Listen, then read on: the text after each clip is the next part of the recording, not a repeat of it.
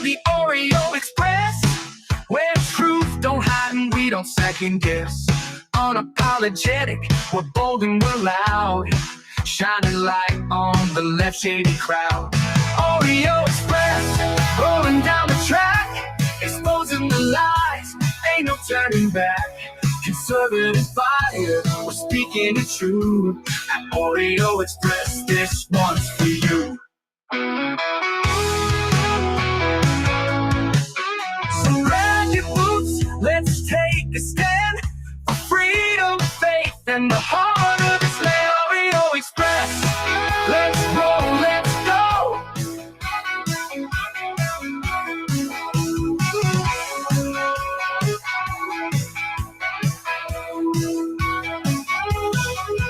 So grab your boots, let's take a stand for freedom, faith, and the heart of this land. Oreo Express. Celebrate our newest launch, Rev 7. I'm bringing you an amazing introductory offer, plus an exclusive overstock sale that you're not going to want to miss. Rev 7 is our premium energy drink that tastes great and gives you energy all day with no jitters and no crashes. That's because there's no sugar and no caffeine. I'm so sure you're going to love Rev 7 that for a limited time you can try our 3-pack absolutely free. Or check out our Percale bed sheets. I can't believe I'm even going to say this. Every color, every style, every size, only $29.88. So go to mypillow.com or call the number on your screen. Use your promo code to save 20% on our Rev 7 12-packs or try our introductory 3-pack absolutely free. And our Percale bed sheets, all sizes, only $29.88, even the queens and kings. Inventory is extremely limited, so order now. That's right, folks. Order now. Order now. Head over to mypillow.com. We got Thanksgiving, Christmas. Get your shopping done early. Treat yourself to some fresh linens, a nice, comfortable MyPillow so you can sleep good. Check out all that. It helps out the Oreo Express and also supports MyPillow, which is a Patriot First company, an America First company. So go to mypillow.com. Use promo code Oreo, guys. Welcome back. Thank you for tuning in. It is Wednesday, November 19th. And as I've been telling you guys, we had court this morning. And we'll be getting into, well, all you should know what happened. Never mind. I don't even have to go over it because you all follow me on X like I asked you to do. We're going to get into that. We're also going to talk about some stuff in California. Let's see what else. The backfiring, more and more stuff's coming out about Epstein, and it seems like it's Democrats who are now a little worried about what's going on. We have a lot of that to show you. Some dollar store Obama, Hakeem Jeffries, Stacey Plaskett. She was actually texting with a convicted pedophile during a hearing in 2019. And now that it's all coming out, Epstein's not such a bad guy. He's just a constituent. You can't make this stuff up. Also give you some updates on Border Patrol and what's going on in the world of Charlotte, North Carolina. It's looking like every other city when we have Border Patrol in there doing enforcement. Looks like a foreign country, if you will. And we got a lot more. Let me jump into the comments. Let's see. We got Jalen, Carol Burton, Renee's in the house, Patty Leah, Melissa, how are you? Old Uncle Bill, what's up? Trina's in the house, Jeremy from Tennessee, Darla Miller, Jan Garner. Jan, I hope you're recovering well. McFly's in the house. How you doing, McFly? Shelly Rose, Deb V. Let's see. I'm trying to see who else is jumping in here that I haven't called yet. Sancia's in the house. Sancia, no reason to get worried. We're always good. Sancia says, I was getting worried about you. See, Sancia, we got to put her in the timeout box. Sancia, you go to the timeout box because you didn't check X. I posted when I got to court today. I posted after I got out. We are good, and we had a good day in court. Just joking with you, Sancia. Got to give you a hard time. Wouldn't be right if I didn't. Let's see. Texas Bigfoot. B. Mikey's in the house.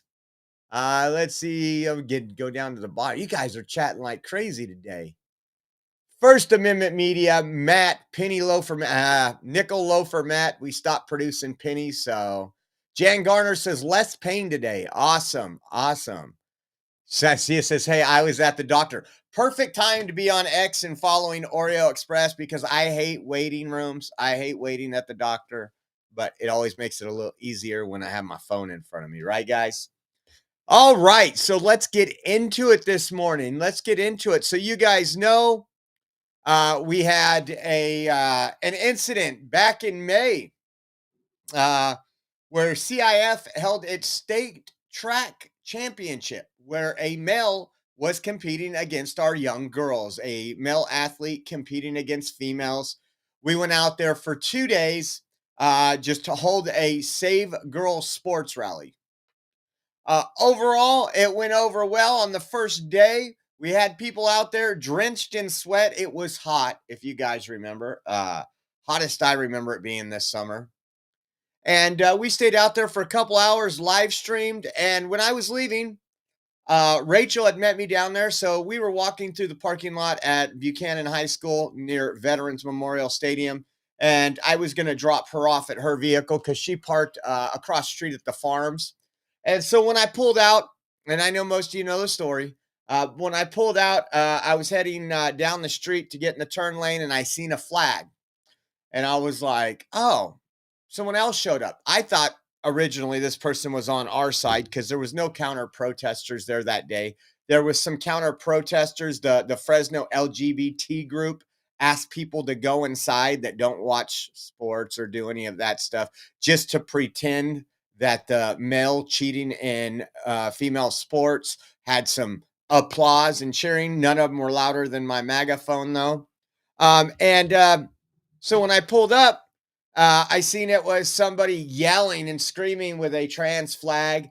And I look over and I was like, of course, this person's wearing all black bloc. We know all about black bloc, trans Tifa, Antifa, BAM, all the far left groups that are very violent.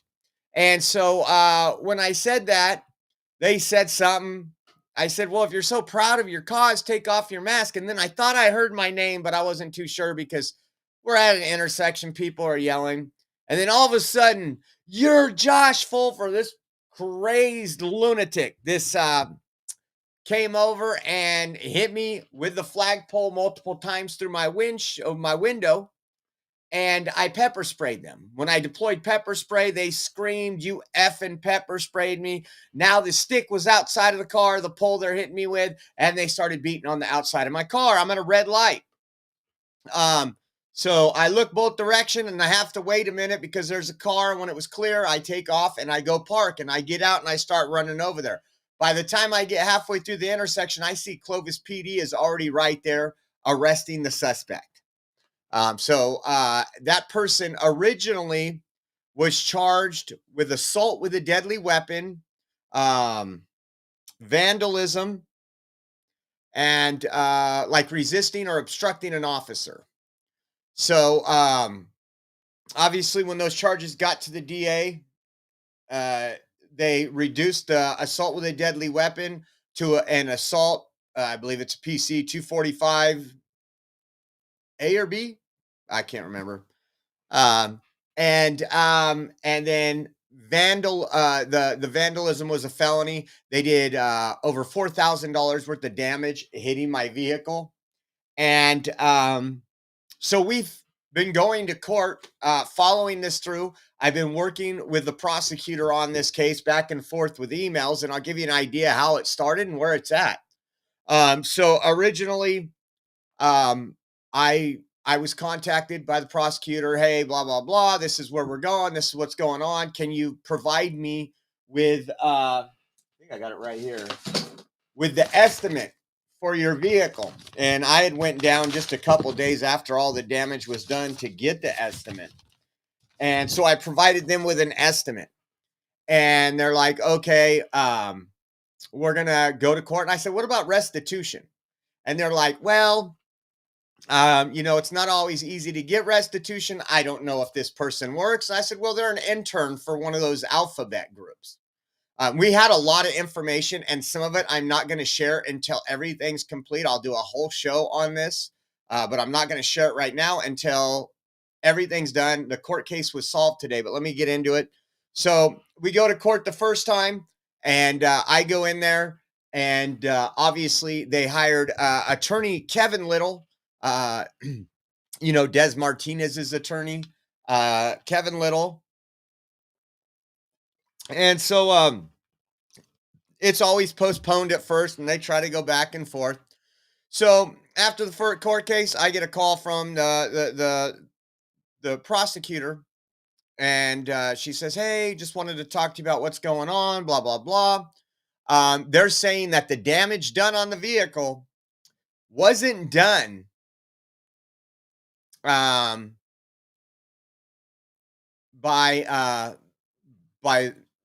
the suspect. And I was like, oh, that's interesting. They said it could be done by somebody who's locked out of their vehicle and they're trying to pry their door open. And I said, okay, well, I'm not interested in restitution then. I was going to, I know how the law works. So I was like, I'm not interested. I just want to go for the felony then. And she goes, okay, great. We'll go for the felony. And I already knew, and I'd already conversated with her, first time offender, no previous criminal history, that's not going to equal jail time. It'll equal like a probation where you got to check in, you get drug tested, you do all this. And so then we go to the next court date. It was postponed again. And then I get a call back, still trying to negotiate something out. And they're like, okay, listen, they say they'll drop or they'll pay half the restitution, which was $2,200. And they will plead down to a misdemeanor assault. And I said, you know what? I'm good. It's not about the money. It's about these people having some accountability. And part of that accountability is if you're not going to pay the damage you did, then let's go for a felony. So she goes, okay, I'll relay the message. And then I told you guys about 3 weeks ago, I get a call again. They want to, they're willing to pay all the restitution. But instead of misdemeanor assault, they wanted to go to misdemeanor vandalism. And I said, well, vandalism doesn't come with anything, probation or anything like that. I don't feel that's a fair punishment. So I'm going to say no. She's like, okay, I'm going to send this back to their attorney and we'll go to court over it. She goes, I just need you to contact the place that did the estimate on your vehicle so we have someone we can call and have testify. So I did all that. And then I get to court today, and Ethan, the guy who assaulted me, was not there. His mother showed up, and then Kevin Little showed up about 45 minutes later, which is who's representing them. And I see Kevin Little go talk to the prosecutor, and then he goes up to the mom, takes the mom outside, gets up to the seat, and he goes, I'm going to try to get us called next, talking to the mom. And so they get up there, and they've agreed to the plea deal. So it's going to be misdemeanor. This is what was I going to say? This is what the final outcome is. So misdemeanor, pleaded no contest to misdemeanor assault. Is going to do 1 year probation with a suspended sentence and full restitution. So it has to give me the $4,400 worth of damage that they did to my vehicle. Now, the interesting thing there, obviously, Ethan wasn't there. They said Ethan was in a medical facility. I don't think I need to go into details or speculate on that. Like I said, we're going to be doing an entire show of all the investigative work we did the first week after I was assaulted that I haven't put out there because I wanted to let the court play its play out. So we win in a big way. There was some accountability finally. We see a lot of this, and it took a lot of time and effort on our part too. You know, like, I mean, that's why we didn't do morning shows. That's why we had some stuff to do to make sure that accountability was taken care of. We went to court every time. I missed one court date, which was about 3 weeks ago on a Wednesday, because it totally slipped my mind. But it was, again, it was just postponed, so it wasn't that big of a deal. But working with the prosecutors, so I thought that was great. Again, that conviction of misdemeanor assault, probation, and so I'll tell you who I think's going to pay, but not yet. I don't think it's the mom that's paying it all. I don't think it's the mom that paid for the attorney. And when you see what our investigation unfolded, you'll understand and you'll know who's paying me, which is even kind of a little bit better. So again, you know, I was talking to my sister. A lot of times, if I didn't have the benefit of being my own business owner and doing this full time, and that would have required a lot of time off work, 4 or 5 court cases, all the time going into it. So a lot of times these people don't get prosecuted because people think it's pointless. Oh, they never get in trouble. You know, it's the same thing as, well, my vote doesn't count, so I don't vote. We followed through on it. We wanted to prove that we would see justice, and we did. So that was the big news from this morning. That's why we didn't have the first show. And so we, the agreement was that they would pay the restitution by this Friday. If they do not pay the restitution, then that brings that back to a felony charge and a violation. So they obviously don't want a felony on their record. And but that's the update there that I wanted to share with you all. And so they pay the city of Fresno, and then they take weeks, maybe even months, to get me the payment to repair the Ford Edge that's sitting outside right now. So just wanted to let you know, you guys have been following along with me on this, and if you missed it, I didn't play this ahead of time. Embarrassed initially. Take a look. This was some of the video, and I was so disappointed. I held my phone. It was a rookie mistake. I don't think I've ever been in this quite situation in a car, so I should have held my phone different. I will never hold my phone the same. But this was Trans Tifa coming from across the street, and me recording that, and again saying, if you're so proud of what you do, you can remove your mask. And you can hear this person target me. I had never met this person before in my life that I'm aware of. But they definitely knew who I was. It was a targeted attack. Embarrassed initially. You fucking bitch. Embarrassed initially. You fucking bitch. So it was going to be very hard to fight that in court with video. And I was glad that at least I hit the record button for this. And how about this? I did pepper spray. Remember this?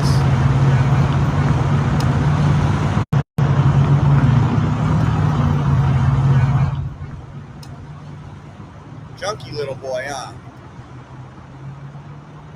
That's where I got all of your information. Here's the case number. And so, you know, I was extremely relieved that happened in Clovis, California, where it is law and order, where they protect the First Amendment but don't protect this. We've seen this in multiple cities. Police don't do anything. Prosecutors don't do anything. This was an excellent, excellent outcome for this case, and I will consider that justice served. So just wanted to give you guys a heads up on that. Want to thank you all for you guys riding along with me. You guys were there that day watching the live stream. I wasn't live when that happened because we had ended the live because all the action was over. Thought it was interesting today. Let's get into some of the news we're going to talk about now. Trump was at the U.S. Saudi Investment Forum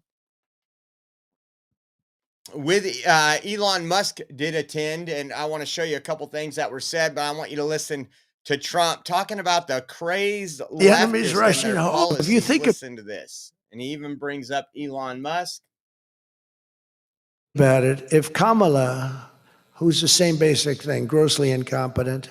He was incompetent. They're all incompetent because their policies are incompetent. Open borders, men playing in women's sports, transgender for everybody. I mean, they got the worst policy. I don't talk about it too much because if I talk about it, they might change.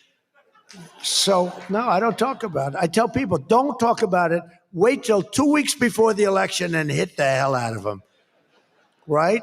We talked about that, right, Elon? Said we wait 2 weeks before. It's almost like you're in a war. Don't shoot yet. Don't shoot. Hold your fire. The enemy's rushing. Hold your fire. Don't shoot. Okay, now you can go. 2 weeks before. But I watched a guy the other day, a congressman, fighting for men playing in women's sports. And the new weightlifting record for a certain weight was just set. The man was 119 pounds higher than a woman champion who was a phenomenal champion. Beat her by 119, and he was an average lifter prior to transitioning. A lot of the Saudis that are sitting here saying, what the hell is he talking about transition? They don't do, Yasser, they don't do a lot of transitioning. They're sitting here, the Saudis are saying, what is he talking about? They're saying, what do you mean women are playing against men? No, that doesn't happen, does it? Yeah, it does. These people are crazy. These people are crazy. These people are crazy. And then the next one I want to show you is a tweet from Elon Musk. He posted this out today, and we'll show it to you here. It says, I would like to thank President Trump for all he has done for America and the world. You could see them there. And I'm just going to say this, on the world stage, there's nothing like a President Trump. With you seen a couple weeks ago, he was jet setting around the world to make trade deals. He is respected. They know they're not going to get one over on Trump. A lot of investment has came into the United States. So when it comes to foreign policy, Trump is just doing an incredible job. And that which brings me to this CNN clip right here. Trump's foreign approval rating compared to his first. This is one of the areas in which Donald Trump is performing significantly better than he was in term one. One of his best issues relative to term one. What are we talking about? Approve of Trump on foreign policy at this point in term one. Look, Donald Trump was just at a 35% approval rating, up like a rocket. We're talking about 43% now. That's an 8-point rise. On the net approval rating, we're talking about a double-digit rise. The American people like much more of what they're seeing from Donald Trump in foreign policy in term two than they did in term number one. So often presidents in their second term, usually later in their second term, frankly, will turn to foreign policy. So how does President Trump compare to past presidents in their second term? You know, this to me is one of the most interesting data points, because normally when we look at these data points, we see that Trump is doing worse than other presidents. But on this one, he is doing significantly better, because take a look here. All right, 21st century foreign policy approval rating at this point in term two. George W. Bush was down at 36%.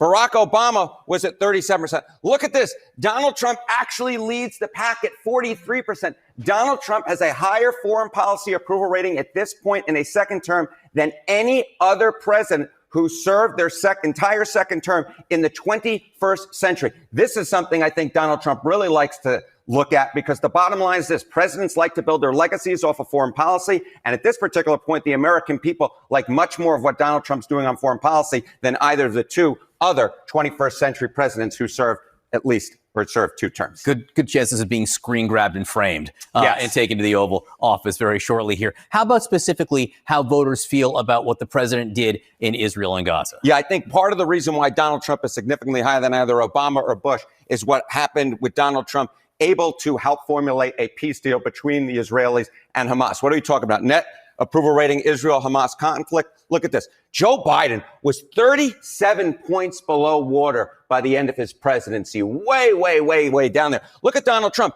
Actually in the positive area. Look at this. A +3 net approval rating. The American people liked what Trump was able to do between the Israelis and Hamas. And that, I think, is a large part of the reason why his foreign policy is at the apex compared to other two-term presidents this century. That is a huge swing, maybe backwards looking. Forwards looking, we're talking about Ukraine and Russia. There's also the possibility of Saudi Arabia normalizing ties with Israel. So as people look ahead, What are they thinking there? This could only get better for me. I mean, it could get worse, but with everything that Trump has laid the groundwork for, obviously Russia and Ukraine being that conflict that is kind of like a thorn, if you will. He's done an incredible job. He is respected around the world when he goes and does things, whether it's trade deals, whether it's talking, when it's trying to bring peace to places. He is the man. And it's probably tough for CNN to have to report that. But if you look at Biden -37, Trump +3, I think that's huge. And it goes to show you one thing that Trump did do was keep his campaign promises. If you go down, and we did this 3 months ago, his top 20, at least what was on his website, that you could go to, what was it, agenda47.com and go through it. So some of them had already been complete on the top 20. Some of them were in process, and some of them were just getting started. The party, the president of the people, and that's what we've seen. How about this? California Attorney General caught using almost $500,000 of campaigns funds for his legal defense in a federal bribery investigation. We talked about this last week. There was some arrests made. Gavin Newsom's ex-chief of staff and some others arrested in a 3-year-long investigation. This wasn't a Trump investigation. It had been going on for 3 years long. But I thought this was absolutely insane. He did return $155,000 worth of campaign. Golston, tonight we're learning Rob Bonta has spent a lot of his own campaign cash on legal help amid a federal bribery investigation. Campaign cash to get his ass out of trouble for something that me or you would already be in jail for. His campaign is saying that the money is to help with that investigation, but this is the first time we're hearing about this now 10 months after that investigation started. 2 days before announcing he would not run for California governor and seek re-election for attorney general. This was in February. Campaign finance records show he made 5 payments to a private law firm totaling $468,000.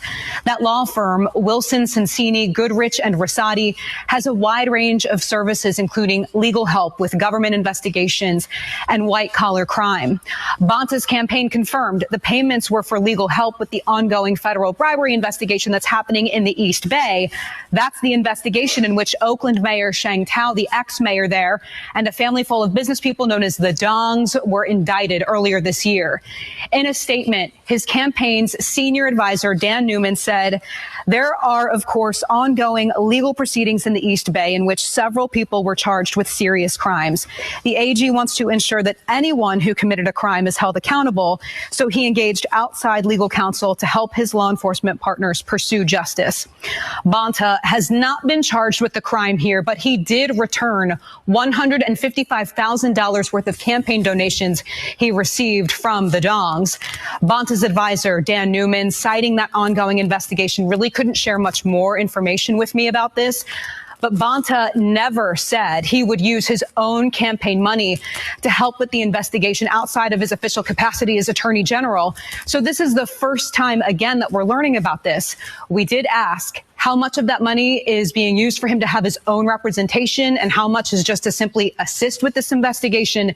Tonight, it's really not clear still. Well, so first up, people may be hearing this thinking, right, okay, can he even do this with that money? And that's something we're asking tonight. Again, we've just learned a lot of this within the last couple of hours.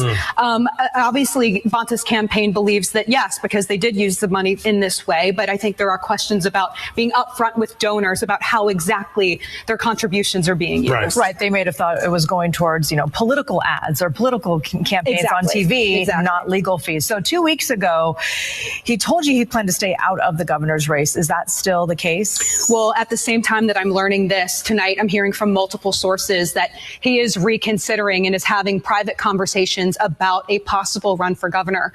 When I asked his advisor, again, Dan Newman, about that, Newman really didn't have a comment or anything to share. We are still waiting. He said he'd get back. Man, the Democrat corruption runs deep. Attorney General, we've covered a lot on Attorney General Rob Bonta. He's Newsom's sidekick. They're spending millions of dollars to go after Trump and conservatives. They just spent about $300 million to have a special election for Prop 50, which we're going to have some updates on that. We talked about, I think it might have been yesterday or the day before, a 3-judge panel said that Texas redistricting maps were going to be thrown out and could not be used. There's obviously going to be an appeal on that, but we talked about the DOJ is suing Gavin Newsom and the Democrats here in California because that was a gerrymandering that they purposely wrote the maps. And we're going to talk about that right now before we get into some more stuff. Just to give you an idea, California politics, take a listen to this. A theory or something. The legislators said that when they're passing this map, that they want evidence of that. Here we go. I'm not sure what the court based that on. Our law just that California used race. They wanted to draw Latino districts, and they said that. This isn't a theory or something. The legislators said that when they're passing this map, that they wanted an additional Latino district. So if that is enough to strike down the Texas map, then this one should get stricken down as well. Although the Texas maps, we do believe are lawful and constitutional, and we do think that's going to make its way quickly up to the Supreme Court. Well, that would mean that the California redistricting would probably be legal too. No, because we actually have evidence that the legislators improperly used race to draw the maps. They said it, and they've said it on record. And we're going to have a court hearing on December 3rd, and we'll get an answer very quickly. Well, it's interesting. You know, the Brennan Center for Justice talks a lot about this, and that there are some 98 cases that are being tracked with legal challenges related to gerrymandering. All told, they report 49 cases raised allegations of race discrimination, often including, referring back to the Voting Rights Act, to various other state constitutions, racial gerrymandering. What do you make of that being used so frequently in these lawsuits? You know, that's the one thing the Supreme Court's looking at is a provision of the Voting Rights Act that we think sometimes does get abused. So, California, once again,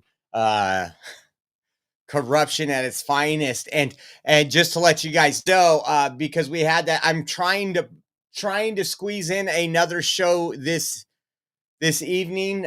This one's going to be done in about an hour. So maybe 4 o'clock or 5 o'clock Pacific. It will be a premium. We got to get our premium hours in. So it'll be only on Rumble Premium. But there's a lot to talk about in California. There's just so much stuff going on. And just so much corruption. You know, we're kind of one of those defund the police state. If you're white, you shouldn't have any representation. If you're conservative, you shouldn't have any representation. It's just getting bad. Speaking of bad, I wanted to play this video for you as well. Gavin Newsom's Lawless California. This was a video from KTLA5. And when I seen this, man, how scary this is if this was your house. Take a look at this. Attacked their home with a Molotov cocktail, then a flare gun on 2 separate occasions. Celeste Gonzalez's home was first hit by that Molotov cocktail on October 18th. When she contacted police, she says no one came out. After a November 15th incident where a suspect on a bike fired a flare gun at her home, she reached out to neighbors and learned another house had been hit as well. It's just very unfortunate that this has now happened to another home. For them, when they called police for the Molotov cocktail, they sent CSI out to take fingerprints and to do additional work. When it happened to my home, I was told to email a video. No one was sent out. Celeste says she has no idea who would be behind the attacks. Her neighbor says police have arrested a suspect, but no details have been released. That's scary. A flare gun. I mean, think about that. Molotov cocktail, then a flare gun. It seems to me, maybe this guy's just a whack job, or this woman, we don't know, guy acting to be a woman. We run into that quite a bit. But it seems kind of like it could be targeted. The same house hit twice, or he's upset with neighbors in the area. But again, if you listen to that, and this is pretty common in some parts of California, not where I live, that happened where I live, cops would have been on the scene in 90 seconds. And I'm not exaggerating. But you notice they said no cop came out to the incident, told her to email them a video. I mean, this could be an act of terror. It's definitely, it's an act of arson. It could have killed people. It could have destroyed those entire housing community if that fire spread. And I just find it absolutely insane. Absolutely insane. Just in, good old California faces an $18 billion shortfall this upcoming year. The states announced, it says that's billion more than state leaders expected. It says they point out the state's programs are costing more and federal government impacts on health spending. I'm going to open this up. It's from KCRA 3. Hopefully you don't have all kind of stupid pop-ups, and I'll put it on the board while we read it. It says California lawmakers and governor will need to prepare for an $18 billion budget deficit next year. That was from the state legislative analyst Gabe Patek, said Wednesday. Patek leads the Office of Budget and Policy Watchers that guide the state legislator in its financial decision-making, known as Legislative Analysis Office. Wednesday's update is part of the Budget Outlook report the office releases at this time every year. In a matter of months, state lawmakers and Gavin Newsom will begin to discussing how to use taxpayer dollars for the 2026-27 budget year, a plan that needs to be in place by July of 2026. In the report, the office stated the $18 billion budget deficit for the 2026-2027 budget year is about $5 billion more than the state officials were anticipating. That report noted that the state is spending more money than it's bringing in and pointed to programs that are costing about $6 billion more than expected overall. It says Patek's office advised lawmakers and the governors to fix the problem by either cutting spending or finding ways to bring in more revenue. I want to stop right there. If you give a Democrat an opportunity to either cut spending or find other ways to bring in more revenue, what do you think they do? We don't have a revenue problem, folks. We have a spending problem. So be prepared. They're going to go after you. More taxes. We already got the highest taxes in the country, highest gas taxes and gas prices, the largest amount of homelessness. Big business is fleeing. It says the report states the action is critical because the state faces significant structural deficits in the years to come. The issue could be exacerbated by a recession, and because the state has used a lot of its rainy day resources to address the last 3 years worth of budget shortfalls. Last 3 years. Now, that Gavin Newsom will come out and he'll say, yeah, well, it's hard to do this under President Trump. Mark my word, he'll push it back on Trump somehow. You notice what it said right here? That because the state has used a lot of its rainy day resources to address the last 3 years of budget shortfalls. Trump hasn't been in presidency for a year yet. We're going to follow up on this, but one way they could cut money is stop paying for illegal aliens' health care. Taxpayers are on the bill for that here. If you're an illegal alien, you get health care in California, where the rest of us have to struggle to pay for it.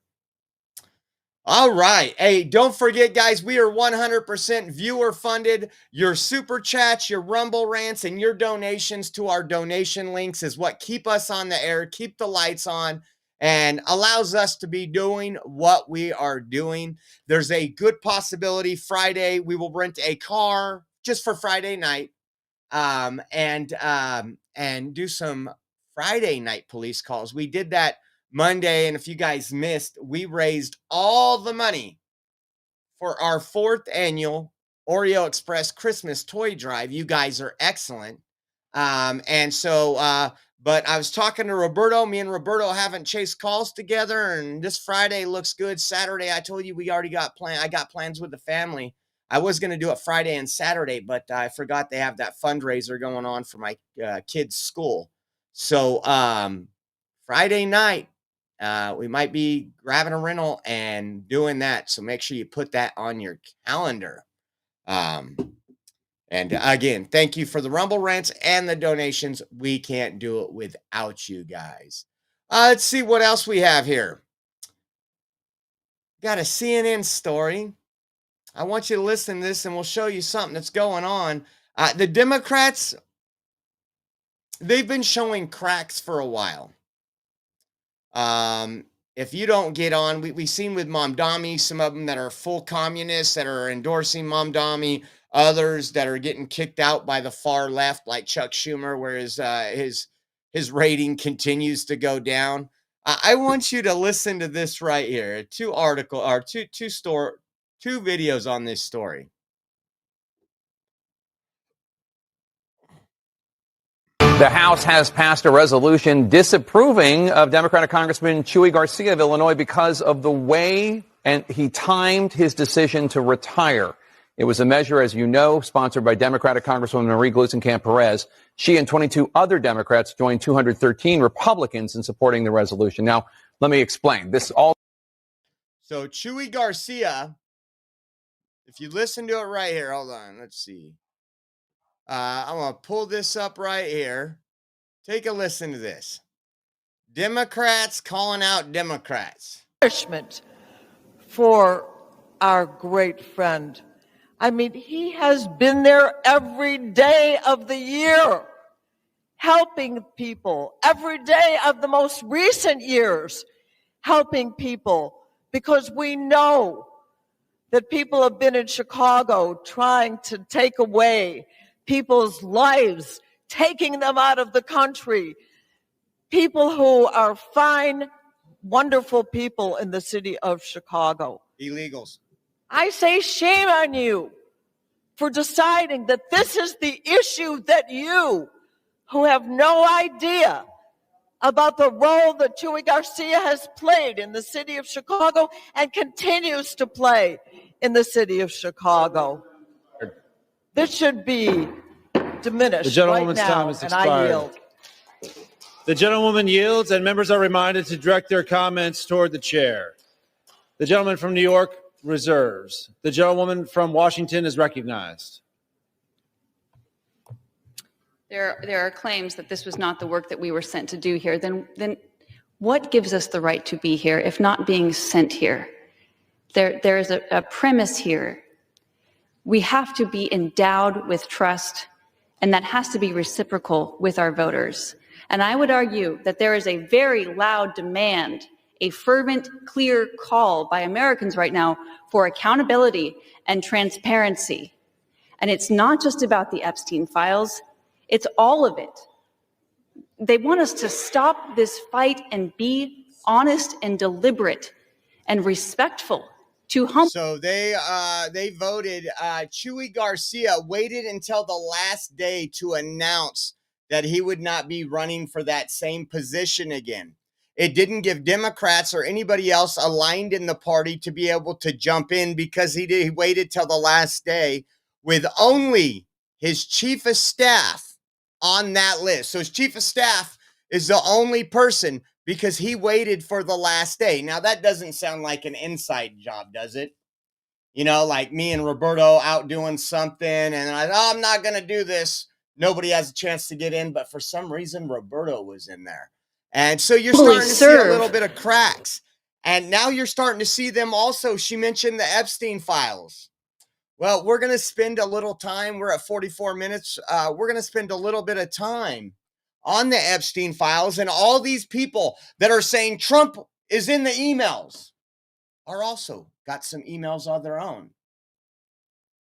But they're not bad people, according to themselves. Check this out. This was, did I find the right one? Hold on, I think I did. No, I want to pull something else up really quick. It'll take me a second. Rhett Plaskett was texting a convicted child sex predator, not as an attempt to help the victim, but instead just looking for dirt on the president. They found none. This is a gross example of why the American people hate Congress. That was from Rep. Luna, and it has to do like this. Epstein was texting U.S. House member during a 2019 hearing with Michael Cohen. Remember the 2019 hearing, another Get Trump hearing where Cohen was testifying? Well, lo and behold, Rep. Plaskett, and she's on video doing so, I think it was the Washington Post, and that's what I'm going to find right now, was literally texting Epstein to try to get dirt on Trump. This was after he was convicted of being a sexual predator. Let me find this really quick.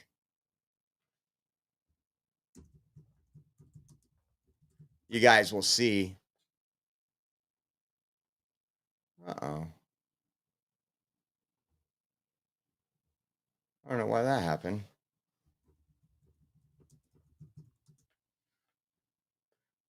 Is Twitter having issues? I have all the stuff up, so hopefully it won't mess up the show. It won't let me search for anything. Oh, it logged me out. Hold on one second. I don't know why. Every week it does this.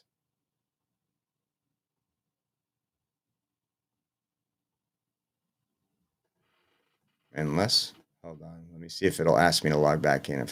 If not, we'll just move on and I'll show you the video when I get a chance. Well, the Democrat, Stacey Plaskett, threw a fit after being exposed for colluding with Epstein to attack President Trump. Anybody on the Republican side had any doings with Epstein. Oh my God, they need to be kicked out, put in jail. I mean, you see all the stuff. Oh my God, Trump did business with the guy. He's guilty. None of that's true. But listen to Rep. Plaskett right here. Mr. Jordan, just to listen shut to the the excuses. We got Mr. quite a bit on Raskin, to my former professor in law school, and I want to address the body. I first want to give you all a sense of what was happening that day. Everyone knows at that hearing in February, the entire country was watching. As Michael Cohen decided he was going to finally give up information about what was happening in the Trump world, the Trump enterprise. And at the beginning of that hearing, the ranking member, Jim Jordan, had the disrespect to Elijah Cummings, may he rest in peace and his name be a memory, after not allowing Mr. Jordan to shut the committee hearing down. And I turned to Mr. Jordan and told him to have respect for the chair. And what does this have to do with you texting and colluding with a child sex predator to try to get Trump? Listen to how word salad. To basically shut up. And that moment went viral. And I began to get innumerable texts from friends, from foes, from constituents about what was happening in that hearing. And I got a text from Jeffrey Epstein, who at the time was my constituent, who was not public knowledge at that time that he was under federal investigation. Nope, he'd already been busted. 2011, sweetheart. That was 8 years later. And who was sharing information with me. Now, I heard recently from someone that I was seeking advice from him. Let me tell you something. I don't need to get advice on how to question anybody from any individual. I have been a lawyer for 30 years. I have been a narcotics prosecutor in New York City. I have had the honor of being a political appointee at the Justice Department after September 11th as a Republican appointee in the Bush administration. I know how to question individuals. I know how to seek information.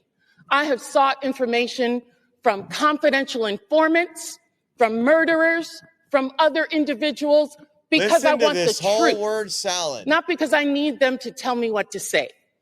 And if you look at the transcript, you will see that I questioned Michael Cohen for 5 minutes. The Washington Post only shows you 30 seconds and takes from it one individual's name that I got from, Jeffrey Epstein, and didn't know who the individual was, and put that individual with a host of other individuals that I felt the committee should subpoena. So she colluded with somebody who was a child sex trafficker, a pedophile, as they like to say. And it's okay because she's Democrat. Now, let me give you an idea. There was a vote to censure her today, but we have too many cowards in the Republican Party, so that didn't go through. How about this one? There's also a lot of other stuff now that the investigation's going forward. This is from Stacy herself. Good morning, Leslie. If you would share this invitation with Jeffrey, I would be much appreciative. I would be grateful for his support and the support of those that he may direct to assist me. I'll be in New York City the Thursday of the event through the weekend. Again, thanks, Stacy. So as long as they're getting donations from Epstein, they never brought any of this up. They've never came to the floor and said, listen, you know, if Trump communicated with Epstein, that's horrible. I took money and didn't know what I was doing, and I gave that money back. None of that. None of that. It was just absolutely epic. Listen to her on CNN. We need to look at what people are doing moving forward. Wait, let me just... I believe that Jeffrey Epstein had information, and I was going to get information to get at the truth. Having a real friendship with him is not something that I would deem to have. And so I'm just looking forward. I'm moving forward. And I think that that's what we as American people should do, is move forward. Just move forward, guys. Move along. Move along. The people that have been screaming Epstein, Epstein, Epstein, trying to tie Trump to it in one way or another are now tying themselves to it. If individuals are not involved in illegal activity, extending his criminal enterprise or his financial enterprise or all of those things, I think that we need to look at what people are doing moving forward. Wait, let me just better understand that. What is that point? Because at the time he was a known sex offender and it had been detailed all the sexual abuse. There are a lot of people who have done a lot of crimes. And as a prosecutor, you get information from people where you can. I believe that there's a lot of people that's done a lot of crimes. This is her answer to this. They are not liking the shoes on the other foot for a moment. And what did they ask you to do, folks? Can you just move on? Nah, we're going to sit here. We're going to sit here for a little while. You colluded with a sex offender. Listen to Jamie Raskin. Even Jamie Raskin, they're all having to go to bat for this woman. You know, everybody and anybody that knew Epstein is guilty. And then Trump does this little thing a couple days ago, like, okay, talks about Larry Summers and his ties and relations. And we got some updates on Larry Summers. This is backfiring a little bit. Take a look. Just a constituent, folks. Well, they want to give them another headline, which is that they've arraigned a Democratic member for taking a phone call from her constituent, Jeffrey Epstein, in the middle of a hearing. And of course, I don't think there's any rule here against taking phone calls in a hearing.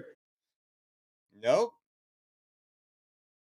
There's no laws against what Trump did either, or he would have already been busted. 4 years of Biden, all the investigations, AG Barr came out and said in 2020 or whatever it was that there was nothing that led, but you guys want to keep saying Trump, Trump, Trump. There is nothing against the law. It wasn't against the law when Hakeem Jeffries Got donations from them. We got a lot of stuff. Let's just listen to the hypocrisy really quick, guys. Really quick. Jeffrey, just a constituent, right? That's all Jeffrey Epstein is now when it comes to the Democrats.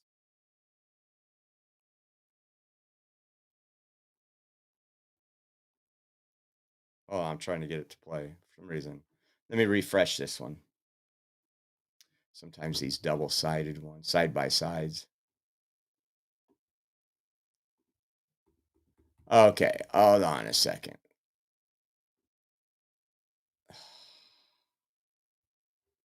Let me figure out what's going on, all of them.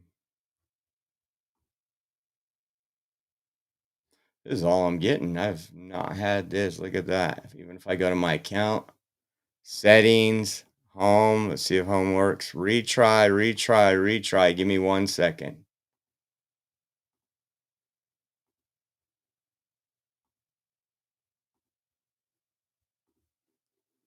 Let me do this. Yeah, it's going to ask me to sign in. And it's going to have to text me. Sometimes it's ridiculous. I get it.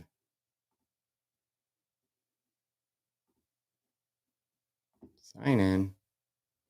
I don't know. I think something's going on with X. It'll probably sign me in, but it's a lot slower than usual.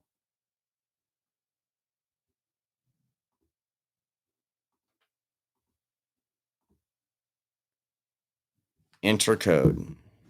Luckily, I have my phone in here. Usually I have my phone in the other room. All right, we're getting it. I think I lost that video now. Let's see.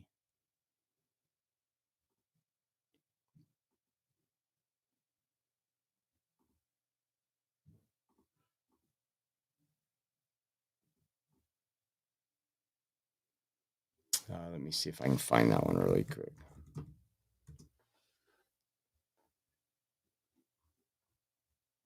I think this is it.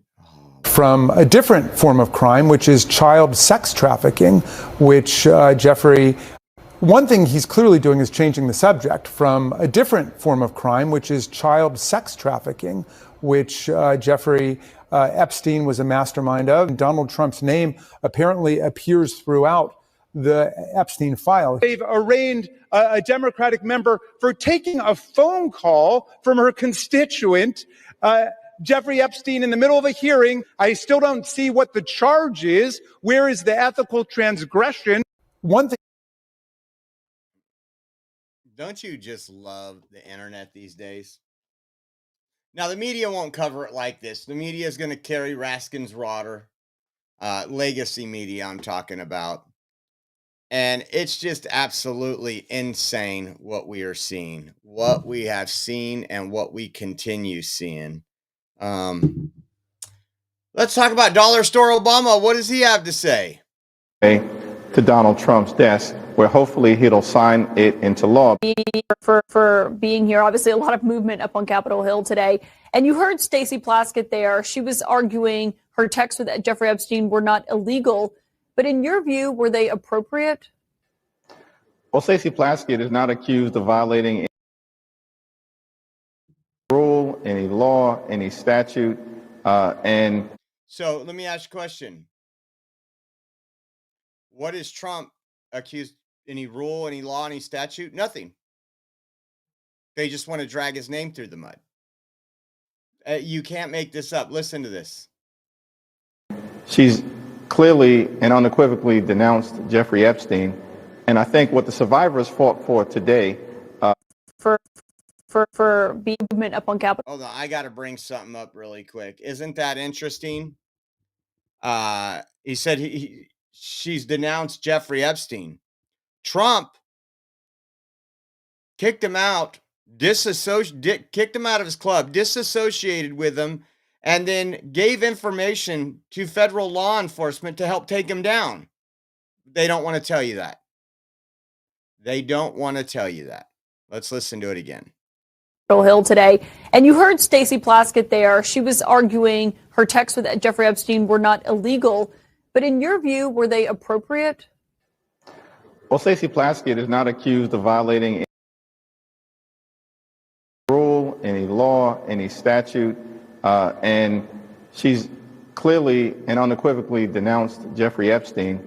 And I think what the survivors fought for today is the type of transparency that came out of the House, went through the Senate, and is now on its way to Donald Trump's desk, where hopefully he'll sign it into law. Because at the end of the day, all the American people are asking for is just the truth, the whole truth, and nothing but the truth, which is why these Epstein files that Donald Trump and his administration has been hiding for months need to be released. But do you think it was appropriate for her to be texting with Jeffrey Epstein 11 years after he pleaded guilty? I mean, I have not had a conversation with Stacey Plaskett to discuss this issue because we've been focused today on making sure that there was a decisive vote as it related to the Epstein files and the release. I'm thankful for the work of Representative Massey, of Ro Khanna, but most importantly, the survivors. Do you plan to talk to her about it? I think that we successfully defeated a resolution that lacked any basis, was not credible, and was being brought by an individual who was trying to weaponize this issue to reinvigorate his own failed gubernatorial campaign in South Carolina. It was rejected on a bipartisan basis on the floor today. That's the end of the story. Oh, it's the end of the story, guys. End of the story. How many times have we heard that before? We need to move on. It's the end of the story. This is from a party that shut down our government for almost 2 months. Took the food out of starving children's mouth and tried to blame Trump somehow. But it doesn't end there. It doesn't end there. Take a listen to this. Solicited money from Jeffrey Epstein. Hold on, not yet. Not colleagues' yet, coordination with Epstein. Another email shows Democrat fundraisers invited Epstein to an event or to meet privately with Hakeem Jeffries. Oh, as part of their Hakeem Jeffries is now involved. 2013 effort to win a majority. So Hakeem Jeffries' campaign solicited money from Jeffrey Epstein. That's what we found in the last document batch. The files underscore why former President Trump must appear for his deposition. We've subpoenaed him. To date, the Democrats have done nothing to help us secure his appearance. I support full transparency. The Oversight Committee will continue to work to get the truth to the American people and to get justice for the victims. That's our goal of this investigation. So Hakeem Jeffries had no problem soliciting money from this person. How about this? He's called out about it, and guess what he does? He goes on another unhinged rant, guys. An unhinged rant. You can't make this up. House Oversight Chairman Comer said yesterday on the floor that you had Jeffrey Epstein over for dinner and took money from him back in 2013. This was after he was on the sex offender list. Any comment on that? And will you be holding members accountable regardless of party affiliation if there were any misdeeds related to the Epstein files? Was that? Listen to that. I want to play that again. Good question. Not used to that. House Oversight Chairman Comer said yesterday on the floor that you had Jeffrey Epstein over for dinner and took money from him back in 2013. This was after he was on the sex offender list. Any comment on that? And will you be holding members accountable regardless of party affiliation if there were any misdeeds related to the Epstein files? Was that a serious question or a serious statement from malignant clown James Comer that I had Jeffrey Epstein over for dinner, that I accepted from Jeffrey Epstein? What's extraordinary to me about the clown show on the other side of the aisle is that they lie with impunity on things that are objectively verifiable. And why do they do that? It's because for months, Republicans have been burying. So he refuses to answer the question. The Jeffrey Epstein files. Not Democrats. Our view continues to be the same. We want to make sure that what the survivors have asked for, which is full and complete transparency in order to bring about accountability, actually happens. So I think that is accountability. If Hakeem Jeffries back in 2013 was taking money and that was one of those donors, couldn't that affect future investigations? Pay to play? But now they only screamed about getting it out to get Trump. Listen to what Ro Khanna says about this. Put it up on the board. Any comment on Hakeem Jeffries' campaign soliciting money from Jeffrey Epstein himself back in 2013? It's the first time hearing about it, obviously. Comer said it on the floor. Well, I don't know if it's true. I mean, you're just saying it, but obviously anyone who took money from him should return the money. The money, and Did he step down as leader? I have to look at what you're saying. It's the first time hearing about it, but he should certainly return the money or donate the money. And it's the first time honestly hearing about it. Any comment? First time honestly hearing about it. Interesting to say the least. Newly released campaign financial records show that from 1990 to 2018, Jeffrey Epstein directed about 90% of his political donations to Democratic and progressive causes, with notable individuals, recipients including Hillary Clinton, Bill Clinton, and Chuck Schumer. So 90% of your political campaign money went to one party, the Democrats. Those Democrats haven't cared about the Epstein list. The only thing that brought it up is Trump is in office. We need a distraction. And another name that's coming out that Trump mentioned was Larry Summers. Let's look at an old school video. And then to today, what's going on now that Larry Summers has been called out and it's not looking good. I think the prospect of Donald Trump being president would be the gravest threat to our prosperity, our security, and our freedom in my adult lifetime. Wow. So that's the thing I would worry most about. Some of you will. So that was Larry Summers back then, and then this video pops up. Let me, before I get to that video, Larry Summers, how about this? New York Post. Larry Summers resigns from OpenAI board following firestorm over Jeffrey Epstein ties.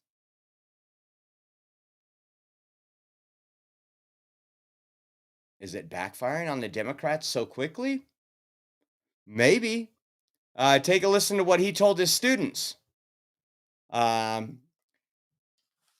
This was after President Trump ordered the DOJ to investigate into Larry Summers' relation with Epstein. He resigns from the board of OpenAI, and then he gives this little speech to his class.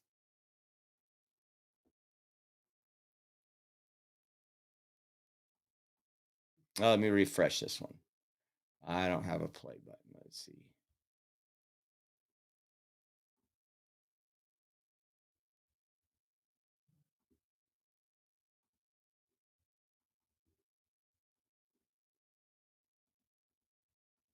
Some of you will have seen my statement of regret, expressing my shame with respect to what I did in communication with Mr. Epstein, and that I've said that I'm going to step back from public activities for a time, but I think it's very important to fulfill my teaching obligations.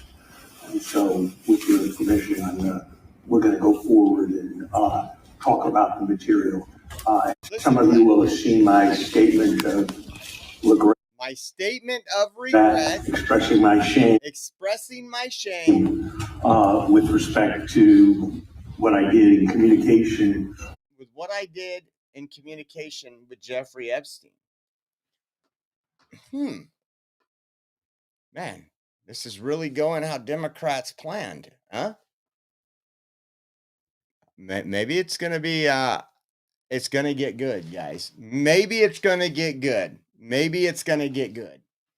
I mean, that's a huge setback, as Summers is a huge Democrat donor and really not elected, but a big part of the Democrat Party. How about this? So we've been covering over since Saturday. I mean, obviously we were in Portland for the weekend, but North Carolina getting a surge of Border Patrol and ICE agents. And Charlotte, North Carolina now looks like LA and Chicago for the time being when it comes to the protest. Take a listen to this. This was a Fox News article. Let me put this up.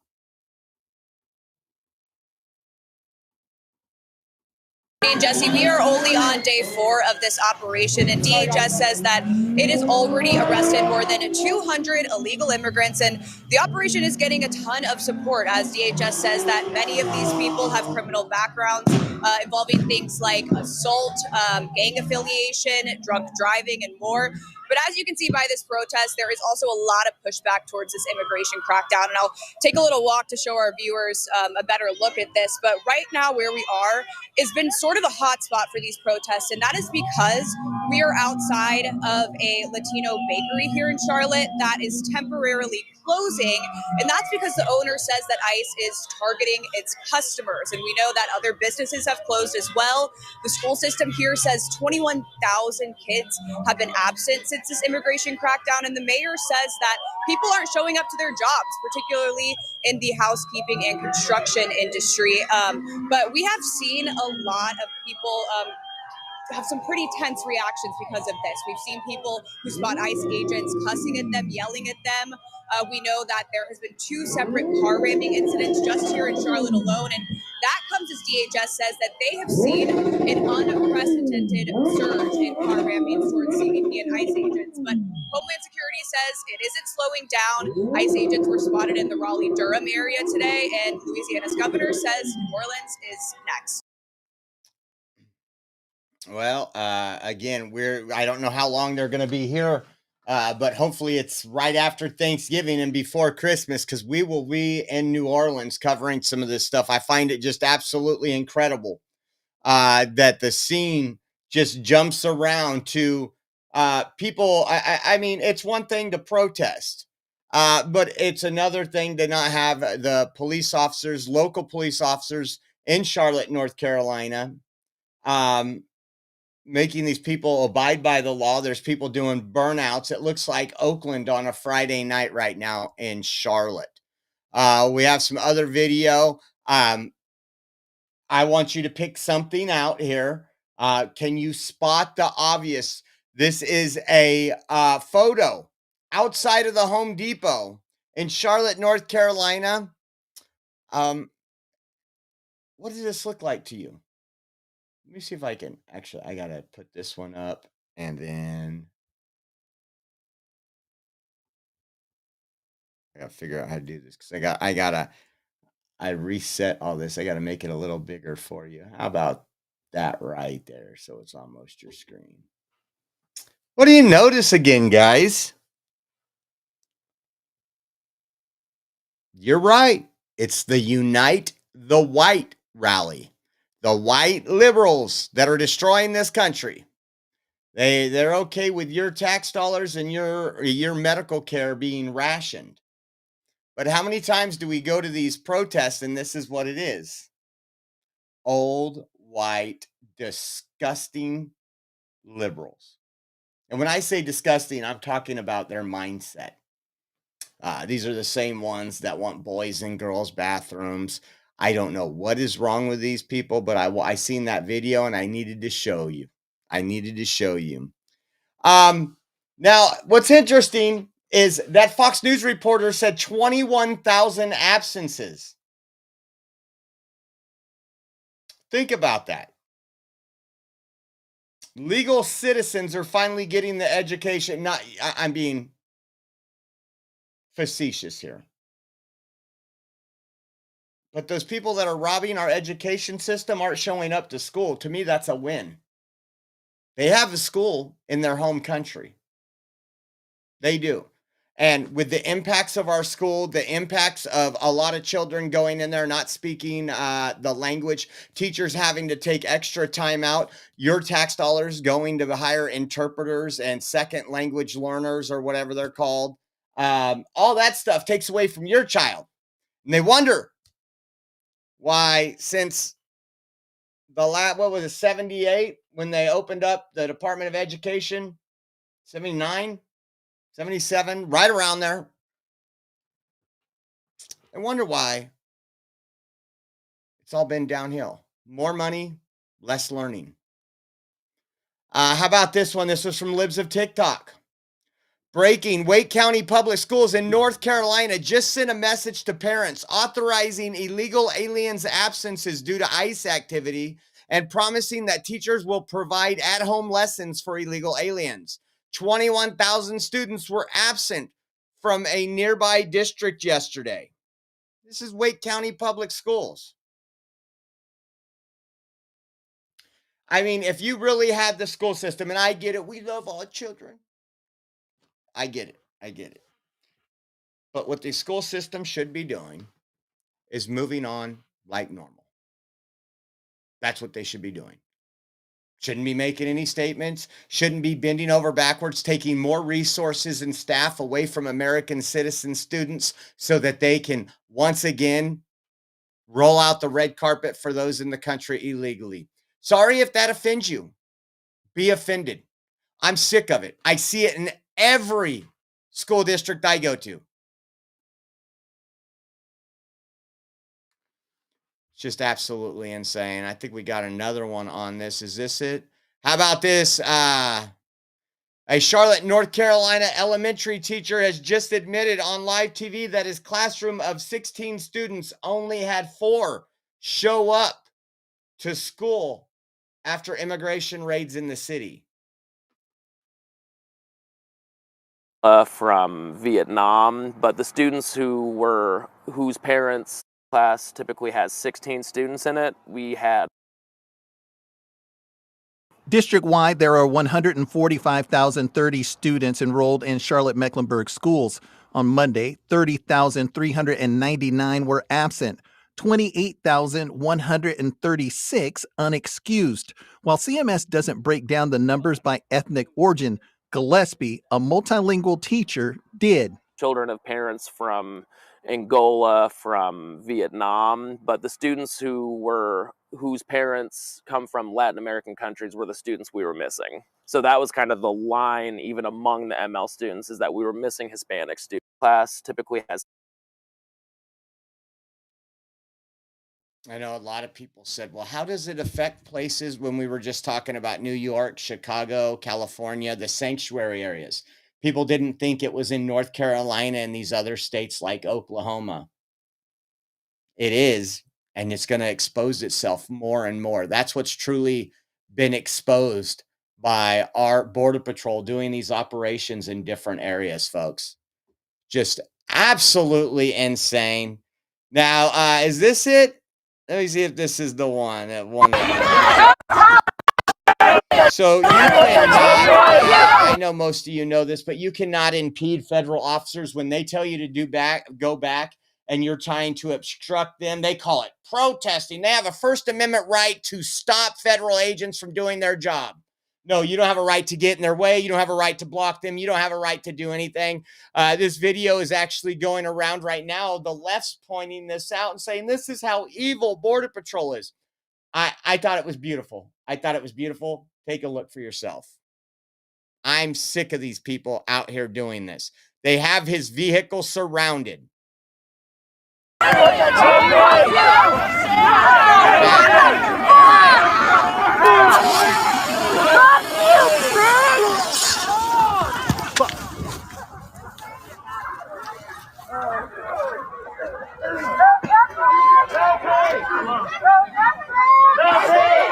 That is not your First Amendment right.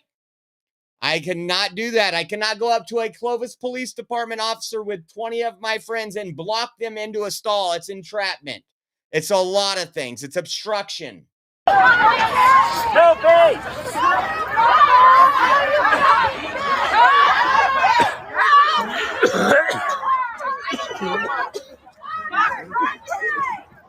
the car can back up a little.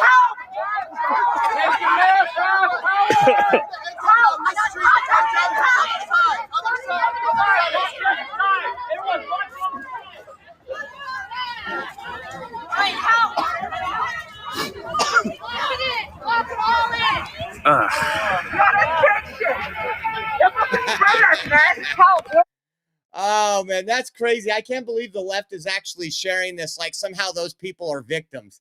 I don't want this to happen, but I wouldn't be considering those people victims if he would have just put it in reverse and hit that pedal on the right. Sorry, they are there enforcing immigration. These people are in the country illegally. Joe Biden let approximately 20 million illegals in a fast pass, violating our laws. And now those people will go home. The game time's over. How about this one? Did you guys, we played just, I think this was before we went down to Portland. There was a bust in a club in San Antonio. If you look closely, you can see a barefoot guy running. I think that's RW. I'm not positive. But you look close enough. But this was the one that we were covering, I believe, on Thursday afternoon. The raid had just happened. They didn't have a whole lot of information. Well, check out this video right here. This was that massive raid out there where they had the taco trucks outside a club in San Antonio. They were targeting TDA gang members. Over 140 illegal aliens were arrested, including gang members and illegals from multiple countries. Take a look at this. Put this up on the screen for you.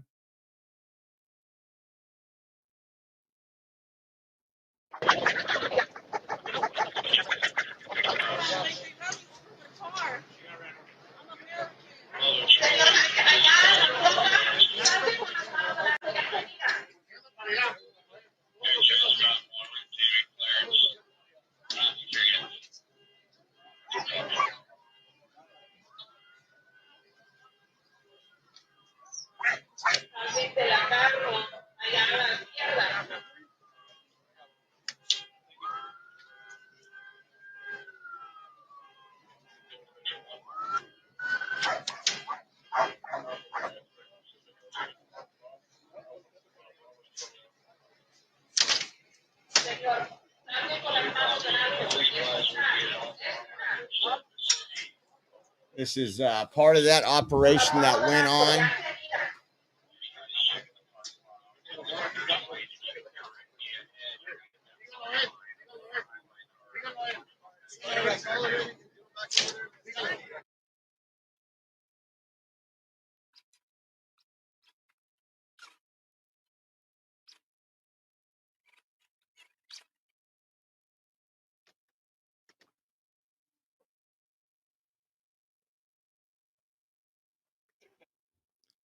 So I don't know about you, but that's kind of when I went in November and checked that box, this is what I voted for. Get the gang members, those people. Remember when they did the one in Colorado? I think they had 300 officers and they busted all the illegal stuff that was going on, prostitution and everything else. And we've talked about it, Democrat rhetoric. You have Scott Wiener, you have a lot of Democrats that are coming out wanting to demask our agents. They want to be able to dox them. They want their families to live in fear, all to protect illegal aliens. You can call them your neighbors. You can call them what you want. But the truth is they are in this country illegally. They put quite a strain on this country. This country is not in a good position, nor has it been for a while. And one presidency won't fix that. We need to put America first, and Democrats don't seem to want to do that. You know, the Democrat, the party that was waving Ukrainian flags in the House, Nancy Pelosi and all of them, cheering on foreign countries. We're done with that. Listen to Todd Lyons, the acting ICE director right here, about some of the craziness that ICE is seeing. Since January 20th, 71 vehicular attacks against a 58% increase over the same period last year. 28 vehicular attacks against ICE in the same time period, a 1,300% increase over the year before. This is very, very dangerous, but it's becoming a regular occurrence. It's extremely dangerous, and I guarantee we're over 100 right now. I was out in our Washington field office yesterday on a free operations, and we had a gentleman that struck two of our vehicles just while we were out there. And go figure, he had charges of fleeing police and 3-time DUI and being a prior deported alien. So the rhetoric is really bad because when people use a vehicle, it's a deadly weapon. You have a 2-ton instrument being used against law enforcement, all because law enforcement's out there doing their sworn duty and sworn mission. What it is, it's really putting people at risk. Not only is it putting my men and women at risk, but just the public itself. Because when people inject themselves into a law enforcement operation or inject themselves to arrest, they're putting themselves in harm's way, but they're using a deadly weapon against law enforcement. And they've done it plenty of times. We continue to see it. It's probably happened today somewhere.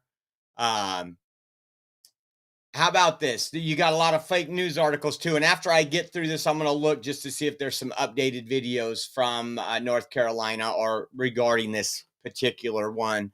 But this is the kind of stuff we're seeing. If you guys remember Senator Chris Van Hollen, who went and flew to a foreign country to have margaritas with a gangbanger who was doing human trafficking and was deported. You guys remember that. He's never been at least covered himself like he has, going into our local prisons to work on American citizens that are treated unfairly, maybe an American citizen that was charged with something he didn't do. But no, the second deportation started, this man flew to El Salvador, to a man that was in an El Salvadorian prison to check on him for his family and see if he could bring him back to the United States. He's an illegal alien. Well, he shared another fake news article, and this one, you might recognize that town. This one says, Melissa Tran came here on a green card at age 11. She has since raised 4 kids, started a business, and is a beloved member of the Hagerstown community. Trump is deporting her despite a judge saying she does not pose no threat. And it says Hagerstown mother and nail salon owner set for deportation to Vietnam. Oh man, sounds like a pretty bad, she's followed all the rules. She's done everything right. Or did she? Omitting some pesky facts there, Senator.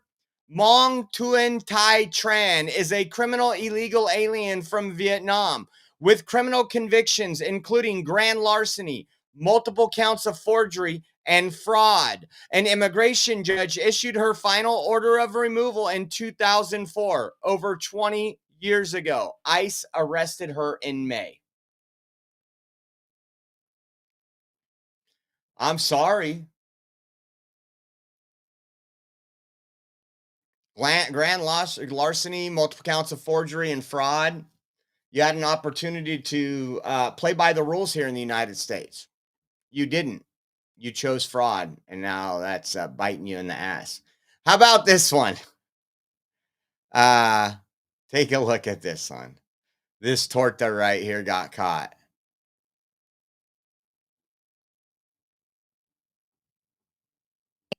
Protection agents said they were able to free the person by cutting through the razor-sharp wire.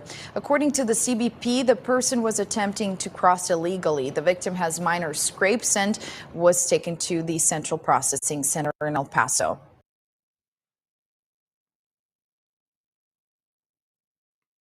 Sometimes, I guess, when they say walls don't work, sometimes they do, especially when there's barbed wire on the top of it. Let me check something else out really quick. We're at 128. Give me 1 second and see if there's some updated stuff that we missed. Like I said, there's a good possibility we're going to do a premium live because I have some more stuff. And again, we would like to do some police calls on Friday nights. So thank you guys. If any donations for the rental car and the gas, we appreciate you. And dinner too. I got to buy Roberto dinner when I make him ride with me. It's the demand. Got to feed the skinny white guys. Let's see here. That's for later. I do have some stuff set up for a second show, so that's why I'm telling you. I worked last night. I knew I wasn't going to be here this morning because of the court case. I consider we won a court case.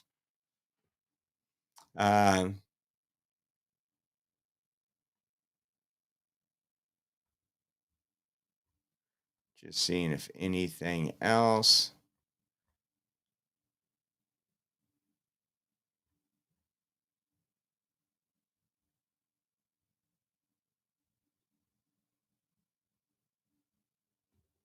I got to save that. That might be something we cover too. A lot of stuff is being uncovered with the Palisades fire and could lead back to Gavin Newsom. I've been reading on it.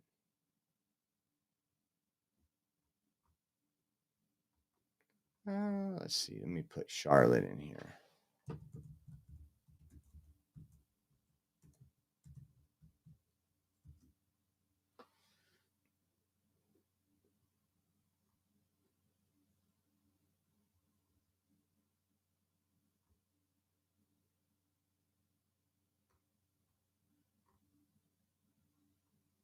More information, just empty classrooms. That's how many illegals were in Charlotte.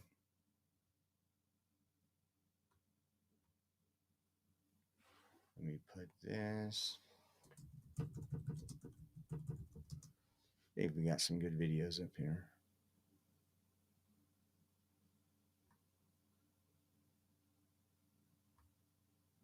We showed you that the other day. There's not any fresh videos. After weeks, agents appear.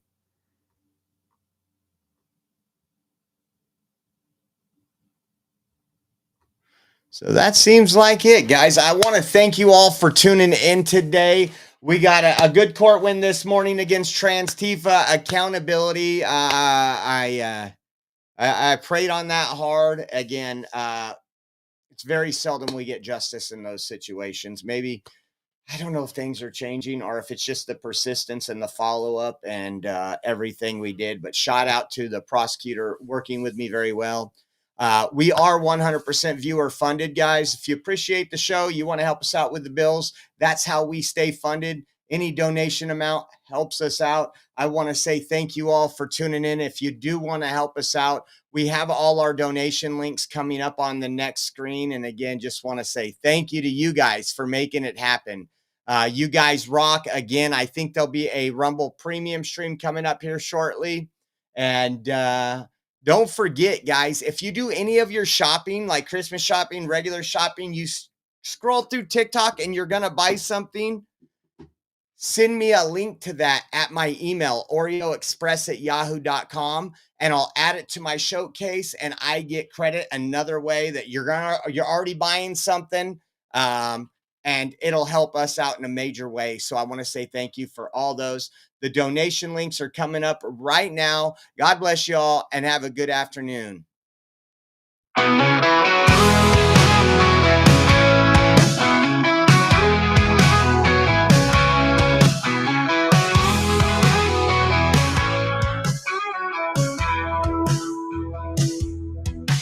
Well, hop above the Oreo Express, where truth don't hide and we don't second guess.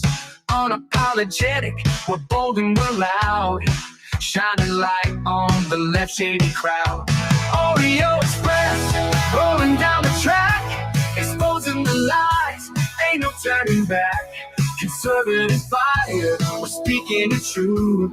At Oreo Express, this one's for you. So grab your boots, let's take a stand for freedom, faith, and the heart.